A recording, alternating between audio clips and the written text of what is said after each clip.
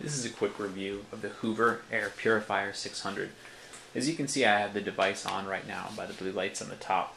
This is the remote that comes with the device, and it has several settings that I'll go over. First, you have the power button, which is obvious. It has 4 different speed settings. It has automatic, which it's on, actually turn itself on to 2. The different power settings, the fans will increase. This is the highest setting, 3 right now. When I hit the button again, it's going to switch back to automatic. Right now it's going to be at a very low speed because I've had the filter on for a little while and the room appears to be pretty clean. As you can see, the light on the top is also blue. When it thinks the room isn't very clean, it will switch to an orangish reddish color, telling you that it needs to run, and you'll usually hear the fan speed increase. Usually when I turn this on first, it'll turn orange for a little while, and it'll quickly turn to blue. The house isn't very dusty right now. We don't have the windows open since it's winter. I wanted to go over the last couple features here. There is a timer, and there's the ionizer, and then the UV titanium ion settings. And those are the 2 that I want to go over. The ionizer is pretty obvious, and most people are familiar with ionizers. Simply charging the air to enable dust particles to be collected. And as you'll note when I turn the device around, you'll see that there's actually several filters in the back, including the HEPA media filter in the back. But the more interesting one is the titanium ion, which is a photocatalytic element. It combines with the UV light that we'll see in the back when we take the filters apart. And there will be a filter in front of it that is coated with titanium oxide. It creates a chemical reaction with certain chemicals in the air, usually harmful chemicals, and those will cause them to basically be burned. So the UV plus the titanium ion will cause those particles to ignite and become harmless, just CO2 and water. It's really important, and it's not something you don't find in a lot of the HEPA filters. It's a nice addition, and I think Hoover's done a nice job of sort of covering all of the bases in all of the different filters with both ionization, HEPA filtering, and with the photocatalytics. I'm going to turn the unit around right now so we can see the back. And one thing I'll point out right away, this is sort of a nice feature.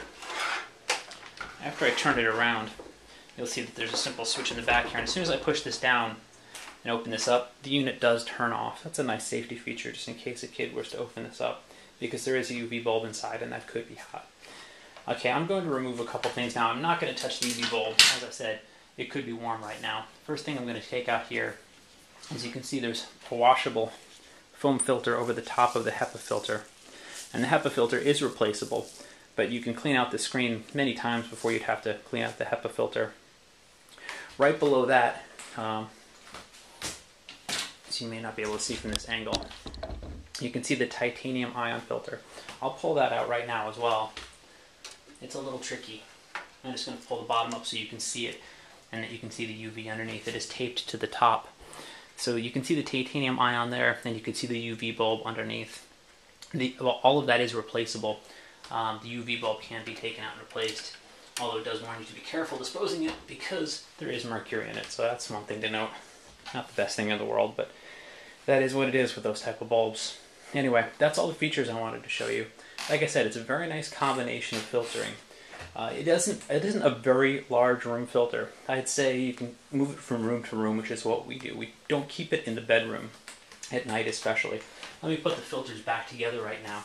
Really quickly, I'm going to turn the light off, just so you can get a feel for just how bright the lights are on this device. Some people really complain about it. Like I said, we really just decided not to keep it in the bedroom at night. I think that's a pretty safe decision unless you have really bad allergies and you really need these things on at night. I'm going to turn off the overhead light right now to give you a feel for the brightness. As you can see, that's pretty bright. Not something that I'd really want on at night in my bedroom, so you can just move it out of the bedroom. If that is a concern for you, obviously you could cover up those lights. Anyway, I'm actually really happy with this. I think the 600 is a really good compromise, a lot of good features. The remote's a nice feature. If you did want to keep it in your bedroom and turn it off at night, you can keep your bed and turn it off, or change the speeds at a very low speed. It's not terribly noisy. And that's the lowest speed right there.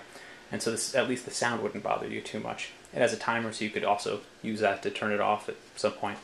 Anyway, that's all for now. Very happy with the filter. It does exactly what we want. And like I said, it seems to clean out the rooms very quickly.